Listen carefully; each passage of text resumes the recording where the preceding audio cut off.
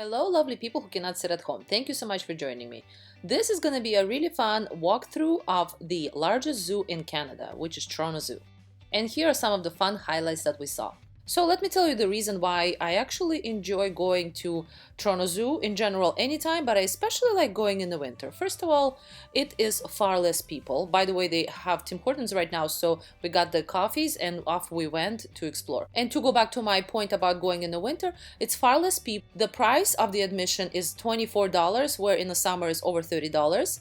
And it's also an amazing event to do in the wintertime because you go outside and then you go indoors. So you're never really fully frozen, but at the same time you get good amount of physical activity, good amount of steps, because this is the largest zoo in Canada. It is, to be exact, 710 acres. So before I was showing you the map, and the Canadian section ironically is closed for the winter. Over here we have started our first pavilion where we saw the rhinoceros. In my opinion, he looked almost unreal because he kind of looked almost like digital. Over here we have continued on our way. It's sort of like a loop that we did, and again, going inside after being outside is a really nice kind of switch. You get to defrost a little bit. So over here I'm showing you this turtle, and the male actually, when they are ready to reproduce, their head turns red, which is very interesting. It's like a little signal. And if you look at the actual turtles that are right there, we saw the male right over here. He was definitely very interested in communicating with us, and the nose was so cute. Over here is some close-up footage. It's pretty interesting how they come very close to you, because I think they're just as curious about you as we are about them. Over here some fishies. The interesting part about these fishes was that they had their own like flow, sort of like traffic. It was very interesting and mesmerizing to watch. The greenery in the zoo is beautiful. All of these are real. There's a whole kind of ecosystem with a pool and fish and turtles. This turtle over here was hilarious. It was trying to get over the log. I'm sure it's a fun thing for the turtle to do because she sort of got stuck over there, but then she did her thing, and that was actually sped up by maybe 4 times. The orangutan over there is really cool. This is a snake. I don't remember what kind. It looks like 2 of the snakes, but it was just one solid one. So this is a cobra, and over here I am just showing you that they have the highly toxic venom, which can pretty much cause death after about an hour of being stung. Over here we are outside yet again, and here is a tiger. This, as I understand, is the African tiger, because we are kind of in the African section. Sorry, I don't remember the correct name. I thought he was about to maybe go poo-poo, but no, he was just digging. The zookeepers at the Toronto Zoo are very friendly. There's enough of them to ask questions. Over here we are touching the real fur of a tiger, and here's a replica of their teeth. It's insane how large they are compared to the finger. And yeah, it was lovely actually chatting about the animals with the zookeepers. Over here is, of course, gorgeous giraffe. There are 3 of them, and one of them over there did not care to look at us, which is understandable. Lots of turtles. There's something about the turtles in Toronto Zoo. They are huge. They are pretty active actually, just kind of moving around, and they're lovely to see. Over here is a soft shell turtle. Never seen that in my life. Her name is Dottie. Never seen that in my life. It's she's pretty flat, very interesting looking.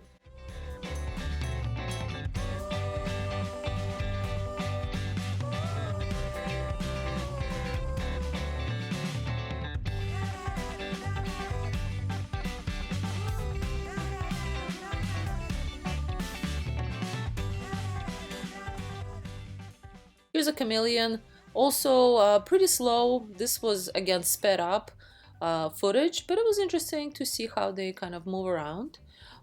Fish aquarium over here, very beautiful. It's nice that the zoo is structured by the sections of the world, so you experience some of the fish, some of the animals.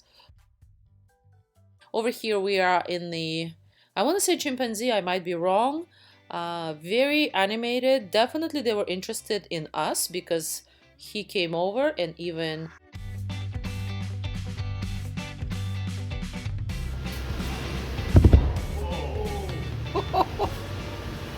banged on the glass right in front of me, which was pretty cool. I was also fascinated by their feet. They're very interesting looking. Google it if you have time. Very interesting.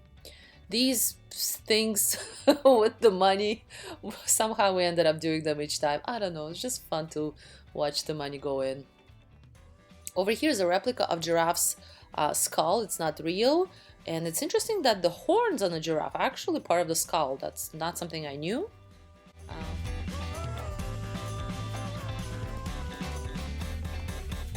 More monkeys. I'm sorry, I don't know the name of these ones, and they were also fascinating. So these ones, when you walk around, this is Africa section.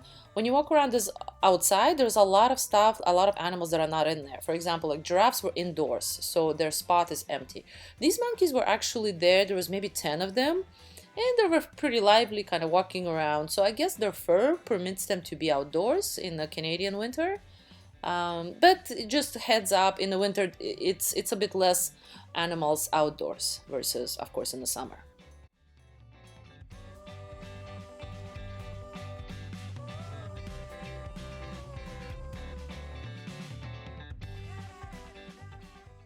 Over here are beautiful lions. I think there are 2 females and 1 male. They were all nicely sleeping. Fully outdoor. This was about, I think it's about -1 or 2 degrees. So again, also their coat probably is totally okay to be in Canadian nature. Hyena, very interesting.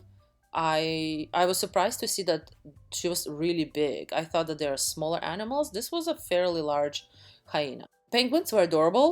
There were so many of them. They were the smaller size. I thought that they would be bigger. And I specifically loved this couple of penguins that were kind of to the side over here. And I swear they were holding fins. It was very adorable. After a while, the penguins did go into the water, but they all kind of went in the water together. So I feel maybe this is a group thing when they go all together. And over here, I really quickly would like to tell you about my road trip journal. I have my summer road trip journal, which is for the spring and summer season. Then I have my fall winter road trip journal for the following seasons. And then I also have art trip journal, which is a really fun book of different arts you can do while being on a road trip. And I'm gonna link all of the links to these books down in the description below. When we walked further, we saw this really cool bear made out of, as I understand, was garbage from the Rouge River, which is just right there. So it was really cool to see that. I should also note the bathrooms in the Toronto Zoo. There are 2 of them that have been renovated, and one of them even won Best Bathroom Award, which is pretty crazy. Over here there was a whale skeleton replica, and over here is the polar bear. I think there were 4 of the polar bear in a pretty large section. They were just, one was over here and there were the other 3 on the side. Very animated, definitely moving around, just very curious. Wolves, I feel like there were like maybe 10 or 15. There was a whole pack of them. They were all similar though, they were all white. Gorgeous, a very large size compared to a dog. This bird just kind of walked by us when we were in one of the pavilions. I think this is Australia because of the wombat. And over here we have some snakes, and we were wondering, how do snakes even bend that way? Like, how do they know how to bend so that it's all like a donut on the tree? It's very fascinating. These bugs are also very interesting because unless you really look, well, you see the little antennas moving, but it's almost impossible to see them on the branches. So I should note that some of my favorite things about the zoo was first tree kangaroo, which unfortunately is no longer in the zoo. Another one of my favorite things were the pandas, which were, as it turns out, on a loan from another zoo for 5 years, and now they're also gone. But they did have the red panda, and we all were really excited to see the red panda, especially after the movie that we really enjoyed. So we went over here hoping that we will see them up close, and this is how far the panda is. So it seems like the red panda, really likes to be up on the tree. There's even a sign. It is adorable. It did turn around. We saw like a little bushy tail that's all kind of like raccoony tail but different coloring, and she just went back to sleep. So that was that. Over here, goats, they were having lunch. It was very nice to check them out. One of the goats over there was actually three-legged, but he was such a charmer. It was so adorable how easy it was for him to balance. It turns out he broke his leg when he was a baby and it had to be amputated, and but he's fairly mobile and very, very happy, it seems. And after we left the zoo, we went to Nan Kebab, which is a really nice restaurant.